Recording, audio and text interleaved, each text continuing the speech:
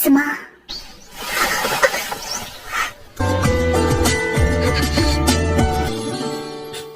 ड्रामे की स्टार्टिंग में हमें फाइटिंग सीन दिखाया जाता है।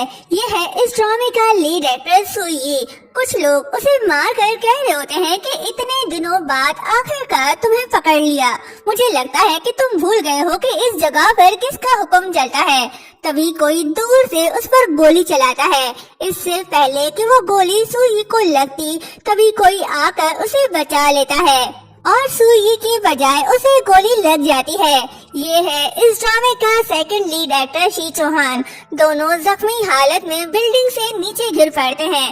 दोनों की हालत ठीक नहीं लग रही। तभी एक लड़की आती है। ये है फीमेल लीड फू नानजी। दोनों को जख्मी देख रोने लगती है और कहती है कि सुई, शी चौहान प्लीज उठो, अपनी आंखें खोलो। पर वो उसे कोई जवाब नहीं देते तो नानजी रोते हुए खुद से कहने लगती है कि किस्मत एक ऐसा जाल है जिससे कोई भी शख्स बच नहीं सकता।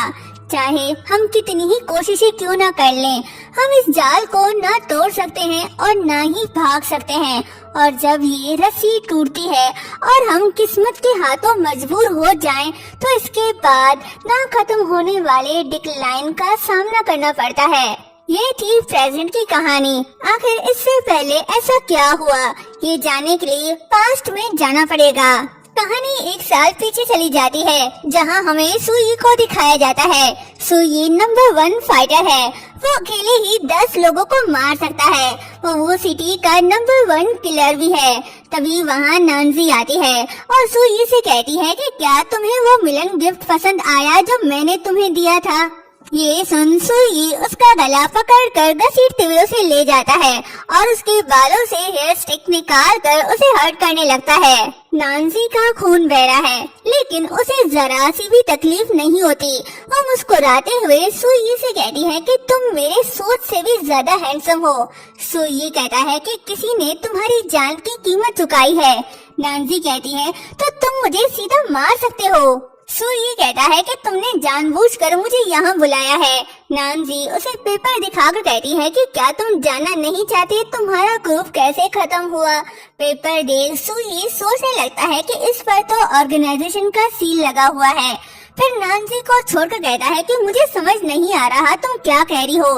ये बोलकर वो जाने लगता है। तभी नानजी लाइटर चलाकर कहती है कि तुम मेरे आखिरी उम्मीद हो, मेरे साथ कोऑपरेट करो। ये बोलकर वो लाइटर फेंक देती है। दूसरी तरफ इस ड्रामे का विलन और नानजी का हस्बैंड शिनयांग एक तरफ प्रे और दूसरी तरफ अपने ही बंदे को मरवा कर कुछ उगलवा रहा होता है।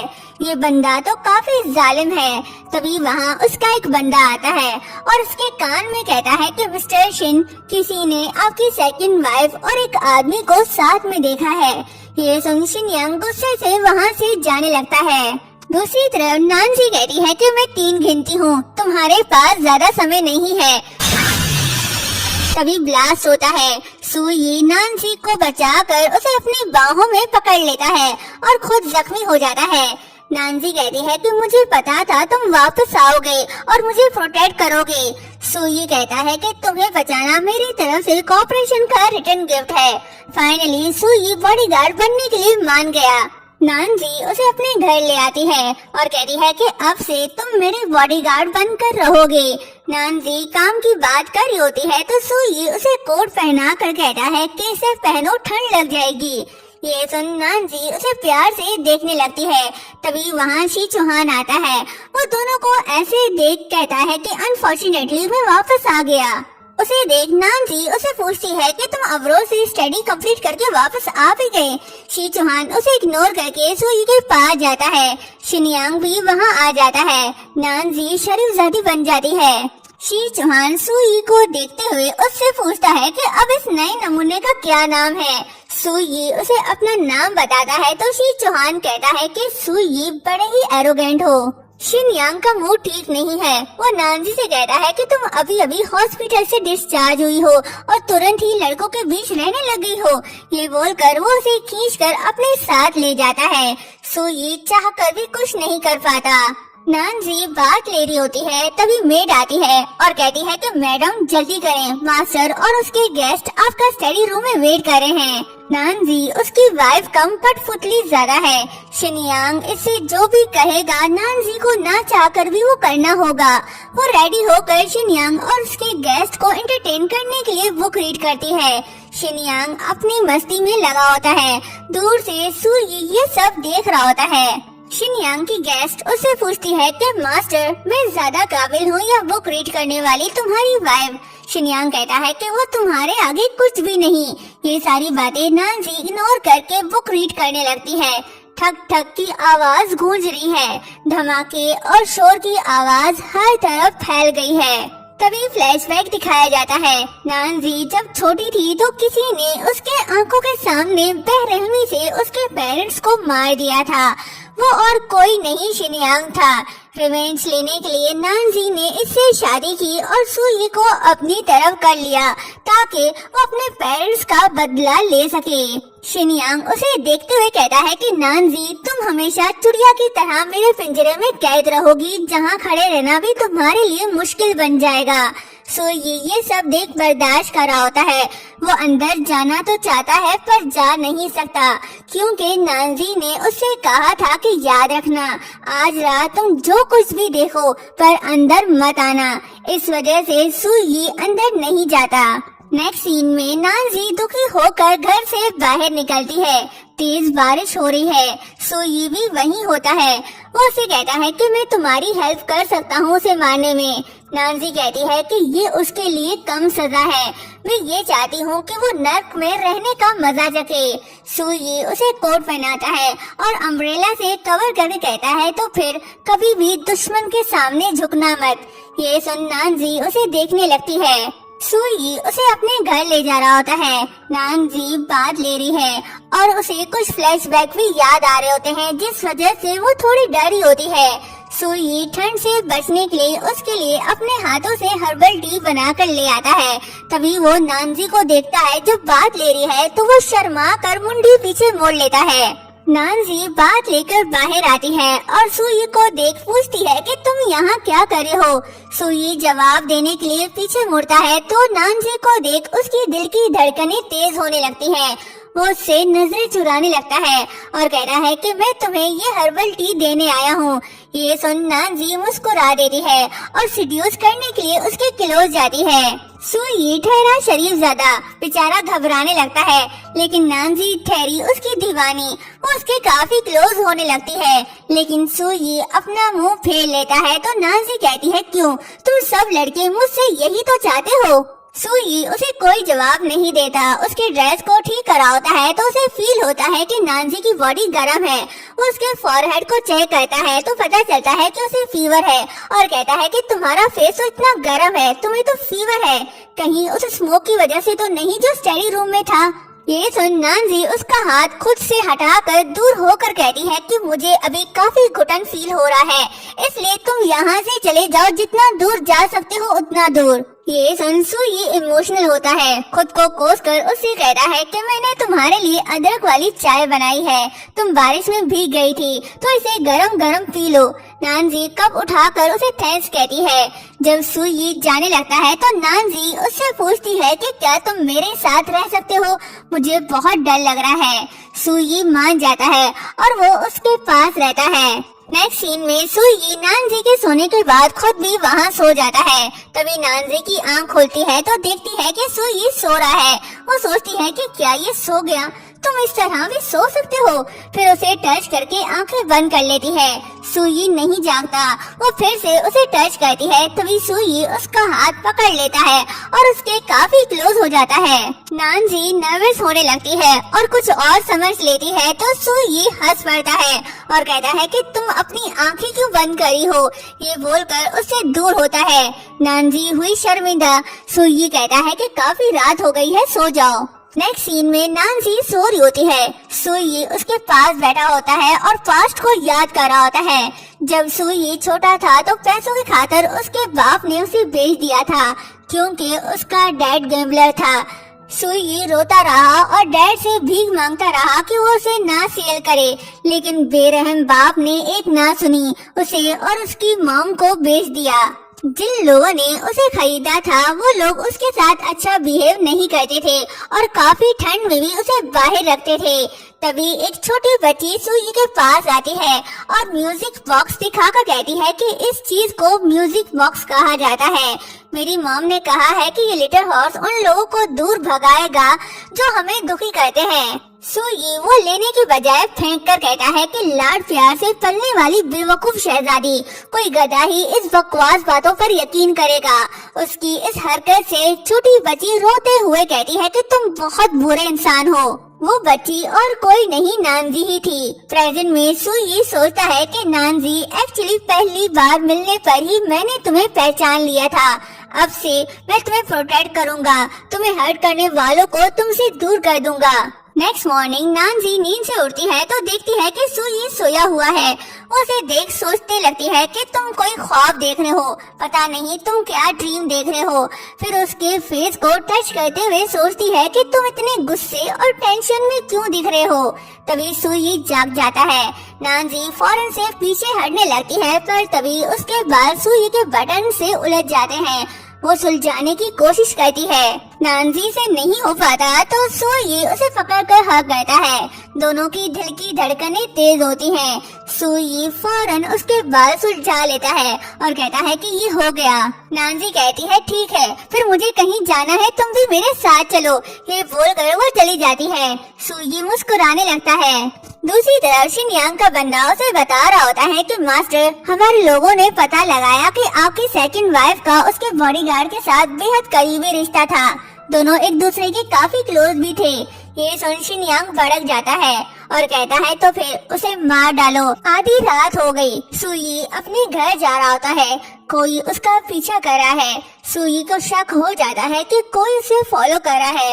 वो आगे बढ़ने लगता है। जैसे ही कोई उसके शोल्डर पर टच करता है तो सुई उसे उठाकर जमीन पर पटक देता है। ये कोई और नहीं शी चौहान होता है। वो फौरन से बोलने लगता है कि रुक जाओ, ये मैं हूँ। सुई उसे देख शॉक रह जाता है और पूछता है कि शी चौहान तुम? शी चौहान कहता है कि ओह, अब जल्दी से मुझे छोड़ो।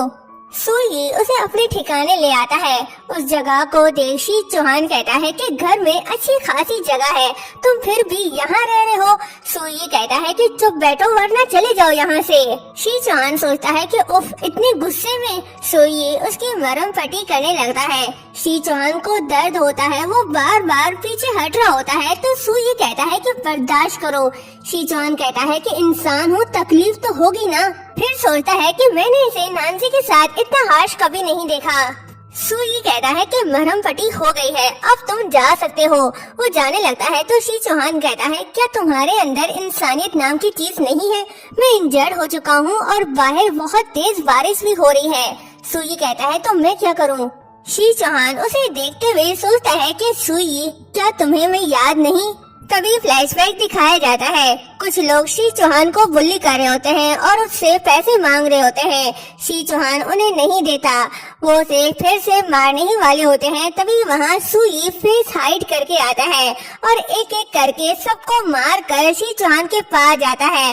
हाथ बढ़ाकर कहता है कि चलो मैं तुम्हें घर छोड़ देता हूँ। प्रेजेंट में शी चौहान उसके फेस को देखते हुए सोचता है कि सुई, बस इतना ही काफी है कि मैंने तुम्हें फिर से देखा। दूसरी तरफ नानजी शिनयांग और गवर्नर हान के लिए ड्रिंक ले जा रही होती है। तभी उनकी आवाजें सुन दरवाजे के पास खड़ी होकर उनकी बातें सुन रही होती है। नानजी की मॉम को मरवाने के पीछे 3 लोगों का हाथ था। एक शिनयांग, दूसरा गवर्नर हान और तीसरा मिंगहाओ। नानजी इन तीनों से अपनी मॉम का बदला लेना चाहती है। गवर्नर शिनयांग से कह रहा होता है कि वू चेंग सिटी में चाहे आसमान से एक सिक्का भी गिरे, वो डेफिनेटली शिन फैमिली का ही होगा। शिनयांग कहता है कि ऑफ कोर्स। फिर नानजी की तस्वीर देखकर कहता है कि क्या जिन शुही को इस बात का पछतावा होगा कि उसने उस वक्त मुझसे शादी नहीं की। ये बात सुन नानजी शॉक्ड हो जाती है। दूसरी तरफ सुई जा रहा होता है तो कुछ गुंडे उसके सामने आते हैं। शिनयांग के ऑर्डर पर उसका असिस्टेंट कुछ गुंडों को साथ ले आता है उसे मारने के लिए। वो उसे कहता है कि वू चेंग सिटी का नंबर 1 किलर असल में वो तुम हो। फिर अपने बंदों से कहता है कि मार डालो इसे। एक लड़का आगे बढ़ता है तो सीधा मौत के घाट उतर जाता है। बाकी सब भी उसे मारने के लिए आगे बढ़ते हैं, पर सुई को कुछ नहीं कर पाते, उल्टा खुद मर जाते हैं। एक एक करके सबको मरता देख असिस्टेंट डर जाता है और धमकी देकर वहाँ से भाग जाता है। दूसरी तरफ शिनयांग नानजी की मॉम के बारे में बात कर रहा होता है। यहाँ ये पता चलता है कि शिनयांग पहले नानजी की मॉम से शादी करना चाहता था। अब वो उसे प्यार करता था या जिद, ये तो नहीं पता, लेकिन नानजी की मॉम ने शादी से इनकार कर दिया था। तो क्या उसने इस वजह से नानजी की मॉम को मार डाला या कोई और रीजन भी था? मॉम के बारे में सुन नानजी शॉक्ड हो जाती है और मॉम को याद कर रही होती है। नानजी के डैड के पहले ही डेथ हो गई थी। मॉम ने सिर्फ नानजी की खातिर शिनयांग से शादी करने से इनकार कर दिया था। नानजी खुद से कहती है कि मैं उसके पूरे खानदान को खत्म कर दूंगी। शिनयांग कहता है कि नानजी सचमुच जिन शुही की तरह और भी ज्यादा दिखने लग गई है। गवर्नर हान कहता है कि समय के साथ हालात बदलते रहते हैं, अब उसकी बेटी भी तुम्हारे कंट्रोल में है। किसने सोचा होगा कि तुम इतनी आसानी से उनकी जिंदगी और मौत पर कंट्रोल पालोगे। शिनयांग कहता है कि चूंकि वो मुझसे प्यार नहीं करती तो मैं उसे हमेशा के लिए मुझसे नफरत करने दूंगा। ये सारी बातें सुन नानजी गुस्से में आकर खुद को हर्ट कर रही होती है। वो उसे अभी इसी वक्त मारना चाहती है। फिर क्या, वो नाइफ उठाकर शिनयांग के पास जाती है और उसे मार डालती है। पर अफसोस, ये उसकी सिर्फ कल्पना थी, वो ऐसा कुछ नहीं कर पाती। अंदर शिनयांग और गवर्नर हान नानजी की बेबसी पर हंस रहे होते हैं।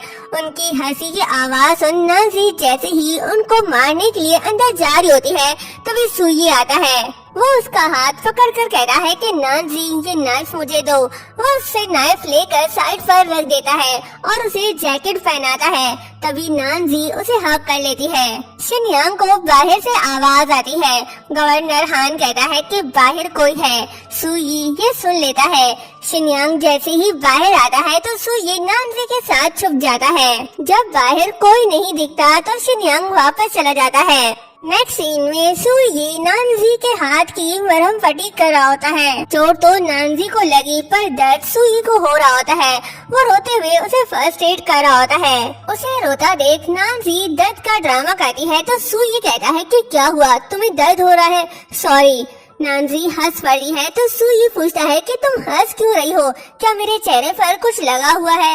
नानजी कहती है नहीं, तुम्हें ऐसे देख मुझे बहुत अच्छा लग रहा है, तुम बहुत हैंडसम हो। सुई आंसू पोंछ बैंडेड लगा देता है। नानजी कहती है कि इतना बुरा बैंडेड? सुई कहता है कि चोट को पानी से बचा कर रखना।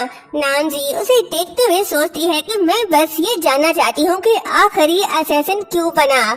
नेक्स्ट सीन में नानजी सुई के साथ शिन हाउस होती है। शी चौहान उससे कहता है कि मैं तुम्हें क्या कहकर बुलाऊं, सिस्टर नानजी, सेकंड वाइफ या आंटी?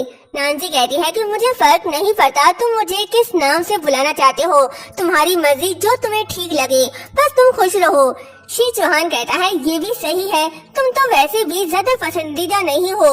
नानजी कहती है कि कितना बकबक करते हो, ध्यान रखो कहीं तुम फंस ना जाओ। ये बोलकर जाने लगती है। सुई भी उसके पीछे जा रहा होता है तो शी चौहान उसे रोककर पूछता है कि क्या तुम एप्पल खाना चाहोगे? सुई एटीट्यूड दिखाकर चला जाता है।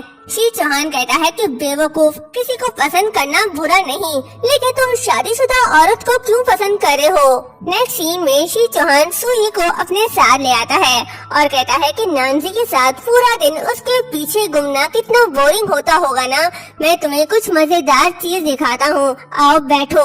जीने के हैं बस 4 दिन, तो उसे खुलकर जीना चाहिए।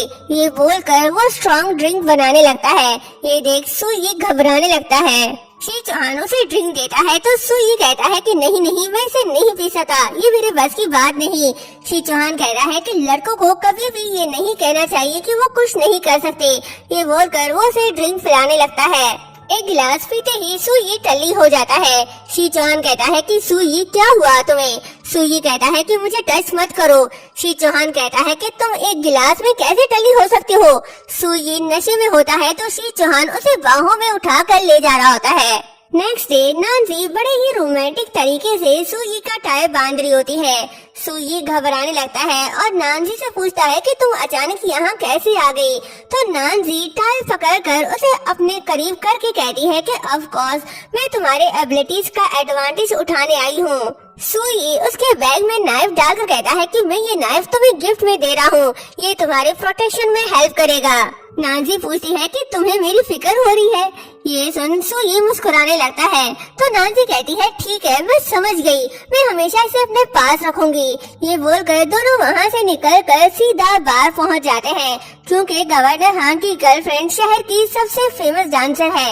ये उसके करीब जाकर कुछ एविडेंस कलेक्ट करना चाहते हैं। गवर्नर हान की गर्लफ्रेंड सुई को देख उसके पास आती है और उसे ड्रिंक ऑफर करके कहती है कि मुझे लगता है तुम यहाँ नए हो, आओ मैं तुम्हें यहाँ की जगह से फेमिलियर करवाती हूँ। ये बोलकर वो उसे ड्रिंक पीने के लिए देती है। सुई जानता है कि वो एक गिलास में टली हो जाता है, लेकिन ये बात नानजी नहीं जानती। सुई नानजी की तरफ देखता है तो वो उसे पीने का बोलती है क्योंकि गवर्नर के लवर के करीब जो जाना है।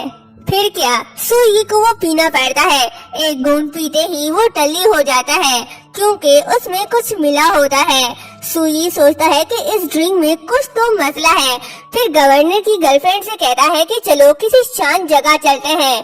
गवर्नर हान की गर्लफ्रेंड जियांग शिन सुई को अपने साथ रूम में ले आती है। सुई नशे में है।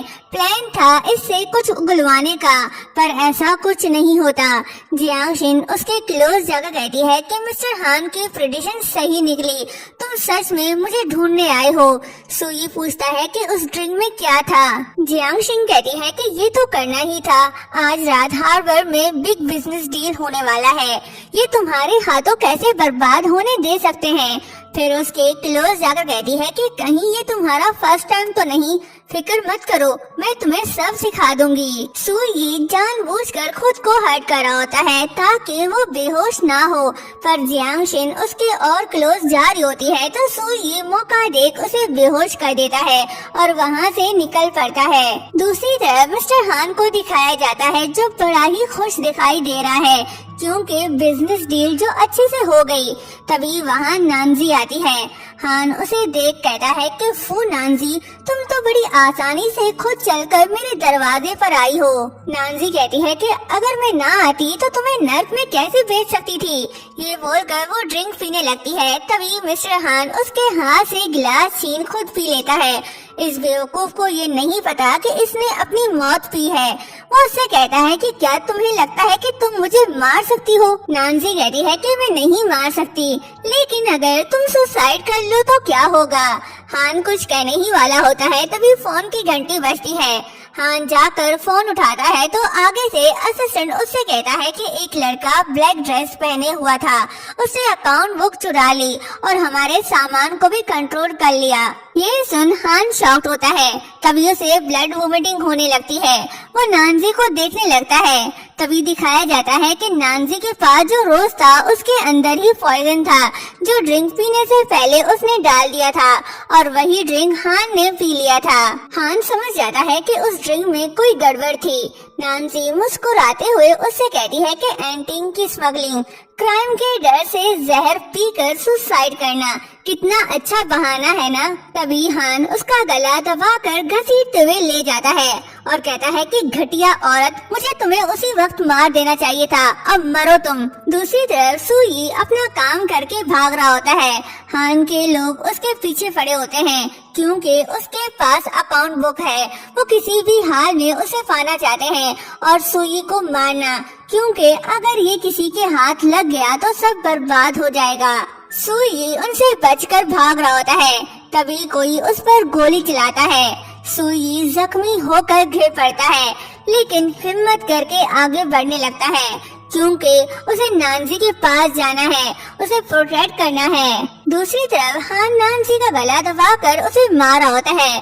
तभी नानजी उसे पुश करती है जिससे हान सीढ़ियों से गिरने वाला होता है, लेकिन रीलिंग को पकड़कर खुद को बचा लेता है। जो नाइफ सुई ने नानजी को दिया था वो निकाल कर उस पर वार करती है और कहती है कि अब मरो तुम। हान हाथ बचाने के चक्कर में सीढ़ियों से नीचे गिरकर मर जाता है। नानजी उसके बॉडी को देखकर कहती है कि तुम ज्यादा देर तक नर्क में अकेले नहीं रहोगे, तुम्हारे साथी बहुत जल्द ही तुम्हारे साथ होंगे। हान का काम तमाम करके जब नानजी वापस आ रही होती है तो देखती है कि सुई जख्मी है। वो भागी दौड़ी उसके पास जाती है और पूछती है कि सुई क्या हुआ है तुम्हें। सुई कहता है कि मैंने तुमसे वादा किया था मैं वापस आऊंगा। नानजी उसे देख रोने लगती है।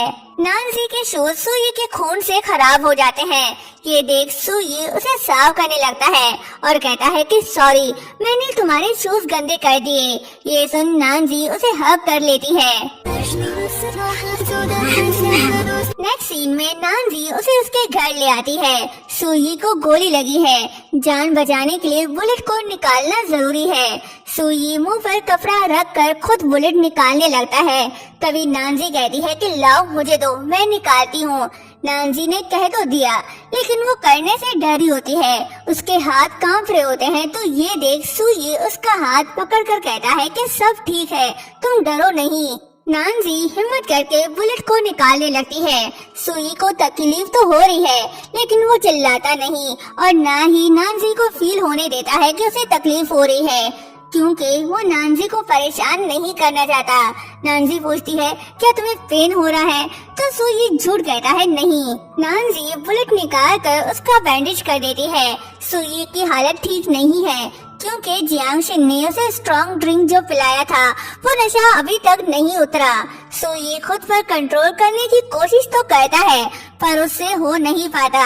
नानजी उसके स्वेटिंग को पोंछ रही होती है तो उसे फील होता है कि उसकी बॉडी हॉट है।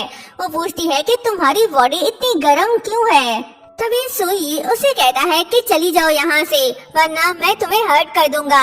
नानजी कहती है कि ये सब इसलिए क्योंकि जियांगशिन ने तुम्हें ड्रग दिया है। तभी सुई कसकर उसका हाथ पकड़ लेता है जिससे नानजी को तकलीफ होने लगती है।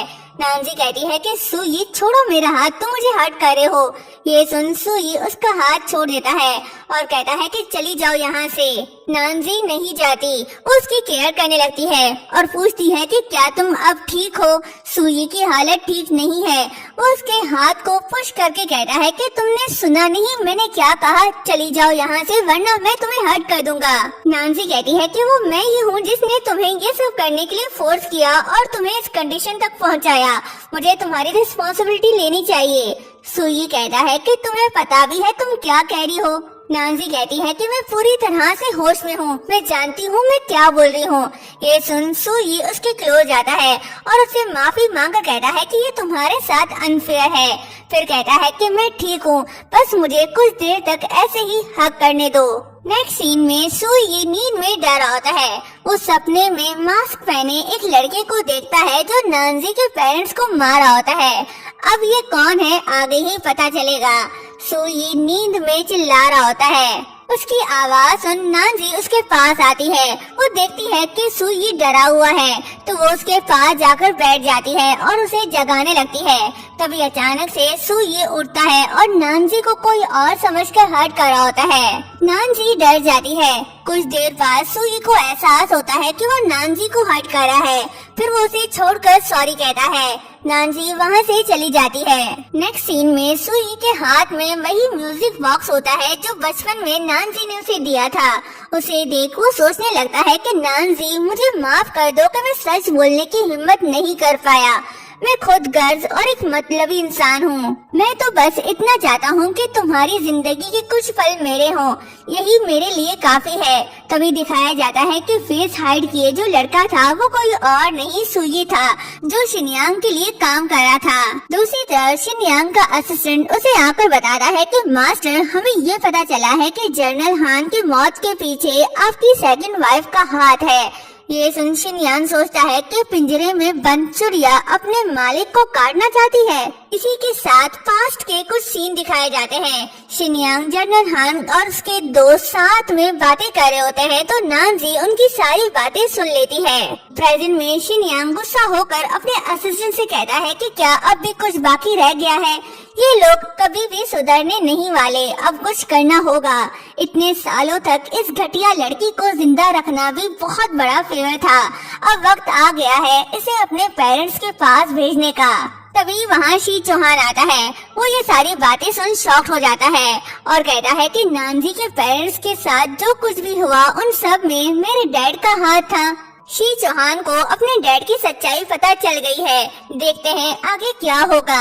सुई जब नानजी से पहली बार मिला था तब उसे पता नहीं था कि ये वही चाइल्डहुड नानजी है, तो उसने एक्सीडेंटली उसे हर्ट कर दिया था। नानजी वही जख्म सुई को दिखाने लगती है। सुई ठहरा शरीफ ज्यादा, वो अपना मुंह फेर लेता है। नानजी उसे कहती है कि तुम कहते हो ना कि घाव इतनी जल्दी भर जाते हैं, तो नया इतनी जल्दी क्यों बन जाता है। ये बोलकर खुद को हर्ट करने लगती है और कहती है कि कुछ दर्द बड़े दर्द से बचने के लिए होते हैं। फिर उसका हाथ पकड़कर कहती है कि क्या तुम मेरे साथ रहोगे। सुई मान जाता है। नानजी के सोने के बाद जब वो जाने लगता है तो नानजी उसका हाथ पकड़कर रोक लेती है। सुई जब उसे देखता है तो उसकी आंखों से आंसू बह रहे होते हैं, तो वो उसका हाथ नहीं छोड़ता और वहीं खड़े होकर सोचता है कि तुम जो भी करना चाहो मैं हमेशा तुम्हारे साथ रहूंगा। सुई उसका हाथ पकड़े खड़े खड़े ही सो जाता है। नेक्स्ट मॉर्निंग जब नानजी उठती है तो देखती है कि सुई ने उसका हाथ पकड़ा हुआ है और वो सोया हुआ है।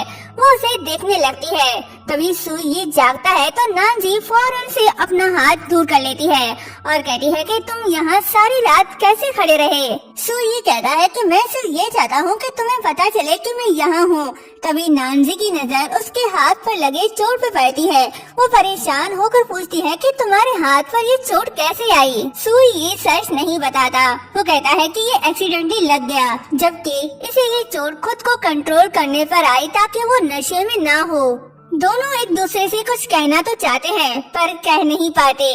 नानजी कहती है कि मैं रेडी हो जाती हूँ। सुई हाँ बोलकर चला जाता है। नेक्स्ट सीन में नानजी ड्रेसअप कर रही होती है, लेकिन उससे जिप बंद नहीं हो पा रही। वो सुई से पूछती है कि क्या तुम अभी भी यही हो। सुई कहता है कि हाँ मैं यही हूँ, क्या हुआ। नानजी कहती है कि क्या तुम मेरी हेल्प कर सकती हो, मेरी जिप फंस गई है, मुझसे बंद नहीं हो रही। सुई हाँ बोलकर उसके पास आता है। शर्माते घबराते जिप बंद करने लगता है। दोनों के दिल जोरों से धड़क रहे हैं। सुई जल्दी से जिप लगाकर कहता है कि ये हो गया। नेक्स्ट सीन में सुई और नानजी साथ जा रहे होते हैं। तभी पीछे से शी चौहान आता है। वो उन दोनों को धक्का देकर कहता है कि मैं तो तुम दोनों के पीछे नहीं आ रहा, मैं बस अपने रास्ते जा रहा हूँ। नानजी कहती है कि हाँ सही कहा, तुम तो डरपोक हो जो अंधेरे से काफी डरता है, इसलिए अकेले जा रहे थे ना।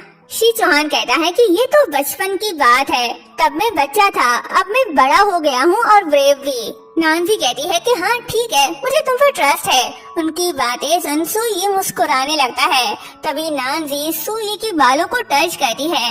ये देख शी चौहान थोड़ा जेलस होता है। वो नानजी से कहता है कि तुम्हें पता है कि मुझसे झूठ कैसे बोलना है। ये बोलकर वो उसे चिढ़ा कर भागता है। नानजी उसके पीछे भागती है। शी चौहान सोचता है कि मेरे डैड का कर्ज अब मैं ही चुकाऊंगा। शिनयांग ने नानजी और उसके पेरेंट्स के साथ जो कुछ भी किया, शी चौहान उसका कर्ज चुकाएगा उनको प्रोटेक्ट करके। तीनों दोस्त काफी खुश हैं, पर ये खुशी ज्यादा देर तक टिकने नहीं वाली। नेक्स्ट सीन में सुई के पीछे शिनयांग के गुंडे पड़े होते हैं उसे मारने के लिए। सुई इंजर्ड है, उनसे बचकर भाग रहा होता है, लेकिन वो ड्रंक है, वो ज्यादा दूर तक नहीं भाग सकता। और इसी के साथ कहानी वहीं से स्टार्ट होती है जहां से फर्स्ट एपिसोड स्टार्ट हुआ था। तब सुई पर किसी ने दूर से गोली चलाई थी। वो कोई और नहीं शिनयांग था, लेकिन वो गोली उसके बेटे को ही लग जाती है, क्योंकि शी चौहान ने सुई को बचा लिया था। उसे पता था कि उसके डैड सुई और नानजी को मारना चाहते हैं। शिनयांग ने अपने हाथों से ही अपने बेटे को मारा। नानजी दोनों को जख्मी देख रोने लगती है। शी चौहान उसका हाथ पकड़कर माफी मांगने लगता है। नानजी कहती है कि मैं तुम्हें माफ कर चुकी हूँ। ये सुन शी चौहान की सांसें रुक जाती हैं, वो मर जाता है। शिनयांग के कर्मों की सजा शी चौहान को भुगतनी पड़ी। सुई रोते हुए कहता है कि शी चौहान तुम सच में बेवकूफ हो। नानजी सुई को लेकर वहाँ से चली जाती है। नानजी सुई को सीक्रेट जगह पर ले आती है। सुई की हालत ठीक नहीं है, वो ठंड की वजह से कांप रहा होता है। ये देख नानजी घबरा जाती है, वो उस पर ब्लैंकेट ओढ़ देती है, लेकिन इससे भी फर्क नहीं पड़ता तो नानजी उसे गर्म करने के लिए टाइट हग कर लेती है ताकि सुई को ठंड ना लगे। नेक्स्ट मॉर्निंग सुई जब अपनी आंखें खोलता है तो देखता है कि नानजी उसे हग करके सोई हुई है। तभी नानजी उठती है तो सुई अपनी आंखें बंद कर लेता है। नानजी चेक करती है कि सुई को फीवर तो नहीं और कहती है कि शुक्र है इसे फीवर नहीं। ये बोलकर चली जाती है। सुई भी मन ही मन खुश हो रहा होता है। नानजी सुई के लिए देसी चिकन सूप बनाना चाहती है, लेकिन इसके लिए से पहले मुर्गे को पकड़ना होगा। सुई रेडी होकर बाहर आता है और नानजी से पूछता है कि ये तुम क्या करी हो। नानजी मुर्गा हाथ में लिए पीछे पलटती है। ये देख सुई हंस पड़ता है। नानजी भी थोड़ी शर्मिंदा होकर हंस पड़ती है। नेक्स्ट सीन में जब नानजी सो रही होती है तो सुई उसे देख सोचता है कि काश ये पल हमेशा के लिए यहीं ठहर जाए, कितना अच्छा होगा। नानजी इस बात से अनजान है कि सुई पहले शिनयांग का बंदा था। क्या होगा जब उसे ये सच पता चलेगा? क्या वो सुई को माफ कर देगी या बाकी सबकी तरह इससे भी रिवेंज लेगी? कुछ समय बाद दोनों बाहर आते हैं। मौसम काफी अच्छा है, स्नोफॉल भी हो रही है। नानजी कहती है क्या ये लास्ट स्नोफॉल होगा? सुई बड़े प्यार से उसके बालों को टच कर रहा होता है। तभी वहाँ एक लिटिल गर्ल आती है जिसके हाथ में फ्लावर्स हैं। वो सुई से कहती है कि ब्रदर अपनी गर्लफ्रेंड के लिए फ्लावर्स ले लो, ये इसे काफी पसंद आएंगे। ये सुन नानजी मुस्कुराती है। सुई सारे फ्लावर्स बाय कर लेता है। लिटिल गर्ल कहती है कि थैंक यू ब्रदर, मेरी दुआ है कि आप दोनों का प्यार सलामत रहे और उम्र भर साथ रहें। सुई उसे थैंक्स कहता है। लिटिल गर्ल के जाने के बाद सुई फ्लावर्स नानजी को देता है तो नानजी मॉम को याद करके कहती है कि हर साल जब मैग्नोलिया के फूल खिलते थे तो मेरी मॉम मेरे कमरे में कुछ शाखें लगा देती थी जो काफी ब्यूटीफुल लगता था। सुई कहता है तो फिर मैं इसके लिए वेस खरीद लूं? नानजी हाँ कहती है तो सुई कहता है चलो मेरे साथ। नेक्स्ट डे सुई नानजी के लिए अपने हाथों से खाना बना कर ले आता है। नानजी कहती है कि तुम खाना भी बना लेते हो, ये तो काफी टेस्टी है। सुई कहता है अच्छे से खाओ। खाते खाते नानजी रुक जाती है और कहती है कि सुई तुम हमेशा मेरी हेल्प करोगे ना? सुई हाँ कहता है। नेक्स्ट सीन में हम नानजी को देखते हैं जिसके हाथ में शिनयांग की तस्वीर है और पॉकेट वॉच भी जो उसके डैड का था। तभी फ्लैशबैक दिखाया जाता है। जाओ ये नानजी को बुली कर रहा होता है। वो नानजी से कहता है कि तुमने मुझे बर्बाद कर दिया, ये मत भूलो कि वो सबूत तुम्हें सबसे पहले किसने दिए थे। नानजी कहती है कि अब जब के तुम मरे नहीं हो तो जो वादा तुमसे किया था वो मैं जरूर पूरा करूंगी। ये सुन जाओगी उसे छोड़ देता है। नानजी कहती है लेकिन मेरी एक शर्त है, तुम्हें सुई को मारना होगा।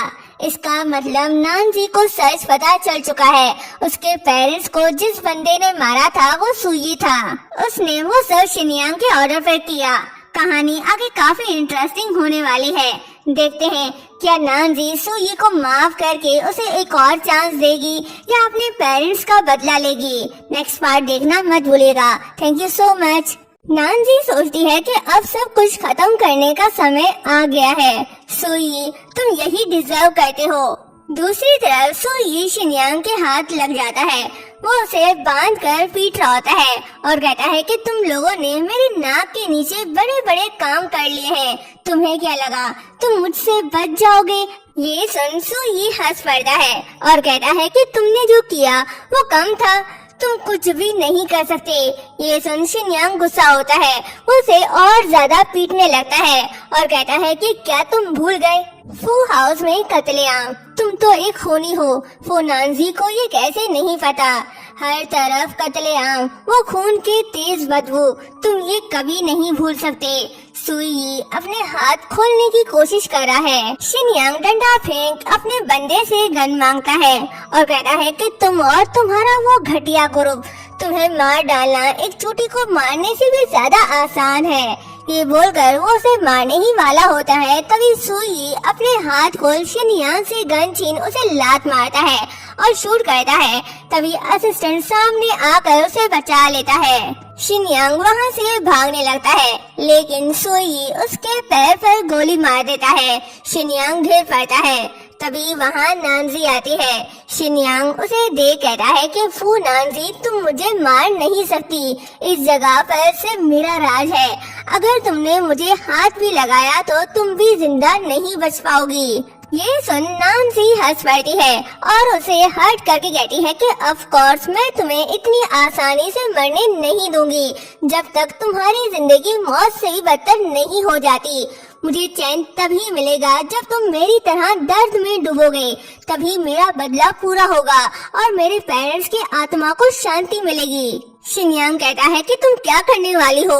नानजी उसे डॉक्यूमेंट्स दिखाकर कहती है कि ऑफ कोर्स मैं तुम्हारा सब कुछ डिस्ट्रॉय कर दूंगी। ये बोलकर वो जाने लगती है। शिनयांग कहता है कि नानजी तुम ऐसा नहीं कर सकती।